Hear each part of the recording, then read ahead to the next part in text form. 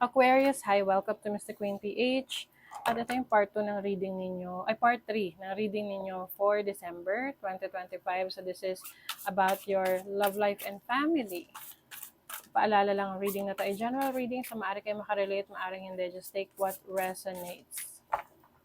And of course, ito ay love reading na hindi lang naman para sa mga magkarelasyon. Pwede rin pwedeng, romantic, pwedeng family, pwedeng friends, ayan. And pa-follow, like, subscribe na rin para lagi kayong updated sa ating mga readings. Okay, Aquarius, ano yung energy ng love life niyo December 2025? Uy, yung iba sa inyo, meron kayong iiwasan. Magdi-deactivate kayo ng inyong social media. Digital detox. O kaya naman, medyo maghihinay-hinay kayo, lay low kayo sa social media. Pwedeng ito yung napag-usapan ninyo ng person mo or talagang meron kang iniiwasan na ayaw mo makita.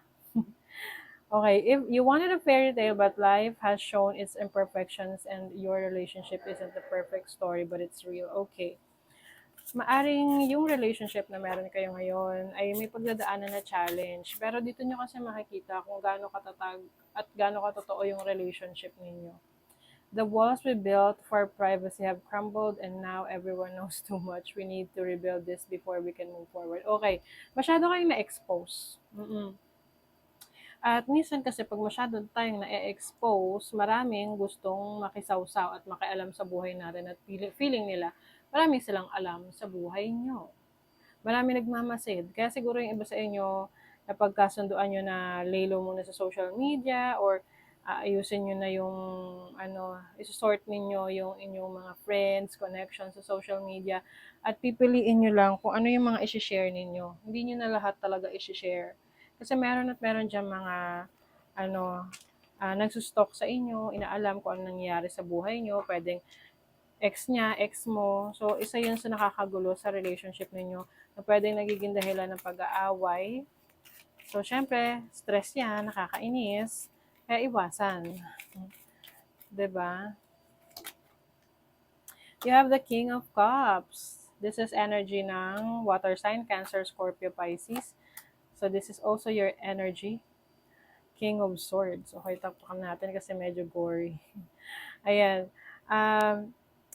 Yeah, I think ngayon, parang mas nagkakaintindihan kayo ng person mo. Siya on a emotional level at ikaw sa intellectual level or sa isip, no? Sa logical thinking. Tingnan pa natin. The Three of Swords. The Moon. May mga unexpressed emotions kasi dito, mga hindi nasasabi. Na parang naiipon na sama ng loob, mga disappointment sa relationship na hindi na pag-uusapan. Naiipon lang yon. Tapos, until such time na kapag nagkaroon na ng problema ng issue, lalabas pa lalo. So, parang, kumbaga, parang pinatakan mo ng kalamansi yung sugat. 'Di ba? So, mas mahapdi yon. Meron kasi ritong marireveal That's like a revelation of what someone thinks about you, especially your person. Kung ano yung talagang iniisip niya sa'yo. May mga times na nasaktan siya pero hinayaan niya lang or ikaw may mga times na nasaktan ka, hinayaan mo lang. And then ngayon na-trigger.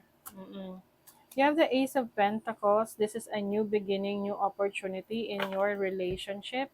So I think you are starting again, parang meron kayong fresh start ng person mo. Part nga ng fresh start na yan is yung pag-minimize ninyo ng exposure ng nangyayari sa buhay nyo, yung pag-share ng mga ganap sa buhay ninyo. Pwedeng mas magpo-focus kayo ngayon sa finances nyo, sa career nyo, sa future ninyo, kung ano yung i-build ninyo for your future. You have the Three of Cups. I think you will spend more time with your person na yung quality time talaga. Oo. Dito nyo maaayos yung relationship nyo kasi mas makikilala nyo yung isa't isa. Mas magkakaroon kayo ng time para mag-date, to get to know each other, na hindi naman talaga kailangan na bongga yung inyong date na sobrang mahal ang gastos. It's the quality, of the relationship. Seven of Pentacles, I feel like you are setting your proper expectations. This time, alam ninyo pareho, pinag-uusapan nyo na pareho kung ano yung ina-expect nyo sa bawat isa. Which is tama naman pagdating sa pakikipagrelasyon. 'Di ba? Na, let's say, ikaw mag-expect ka, ganito yung gagawin niya, pero hindi niya alam na yun yung ina-expect mo, tapos hindi niya gagawin. And tendency, may inis ka sa kanya, mali-disappoint ka na hindi niya alam. Problema na yun, 'di ba? With the star, you are healing. Kumbaga, alam nyo na kung ano yung dapat gawin sa every time na kayo mag-aaway or may misunderstanding. Some of you are mas aligned kayo ngayon sa goals ninyo sa relationship ninyo eh. Ano yung gusto nyo ma-achieve for your relationship. You have learned from your past mistakes. You have learned from those past disappointments and ayaw mo na masayang yung ibang oportunidad moving forward na may mga bagay na pwede kayong maging masaya, na mas pwede nyong piliing maging masaya kaysa gawing komplikado yung sitwasyon at maging malungkot kayo, 'di ba? Minsan kasi simpleng problema pinalalaki. Gusto niyo lang kasi ng drama. Ng drama sa buhay. Or pwede in person mo gusto lang ng drama sa buhay. So ngayon, mas nagmamature na kayo. Alam niyo na may mga bagay na pwedeng palagpasin na lang at huwag nang gawing malaking issue. At mag-focus sa privacy. Oo, privacy ninyo. Would you pack your bag? Would you pack a bag and meet me in Hawaii? Oy. I just want to get away from the world and be alone with you. Diba? I just want to get away from the world and be alone with you. Yun yung sinasabi ko kanina pa. Na kayo ay mas magpo-focus sa inyo, sa isa't isa, time with each other. Digital detox, hindi masyadong magiging active sa internet, online. Mas i-treasure ninyo, nanamnamin nyo yung experience. 'Di ba? Yung iba kasi magka-date o kaya may bakasyon pero naka-cellphone lagi. 'Di ba? Paano kayo paano ninyo ma-share yung memories na kumbaga mananamnam ninyo yung memories na yan, yung experience na yan. Let's heal past trauma and solve inner conflicts. See, ito na yung sinasolve ninyo na trauma sa past. Inaayos nyo na. I'm ready to leave a situation or mindset that has not served me and hindered my growth. So itong leaving na to, ito yung iniiwan nyo na mindset ninyo or sitwasyon ninyo dati. Oo. Na dati parang kailangan may ipakita kayo sa social media, parang you have to please other people na, masaya yung life ninyo, na parang yun yung nagbibigay sa inyo ng guarantee or parang validation na masaya kayo. But you don't have to prove anything sa kahit kanino. Oo, ang importante, what's true? Ano yung totoo sa inyo ng partner mo? Are you really in love? Do you really, want to be with each other? Ay, nag-enjoy ba talaga kayo sa company ng isa't isa? Kasi wala namang silbi yung mga pictures na ipopost ninyo na masaya kayo, pero sa totoong buhay, hindi kayo masaya. Diba? Romance. Oh, ang ganda ng message for you, Aquarius. Lavish the one you love with personal attention and affection. See?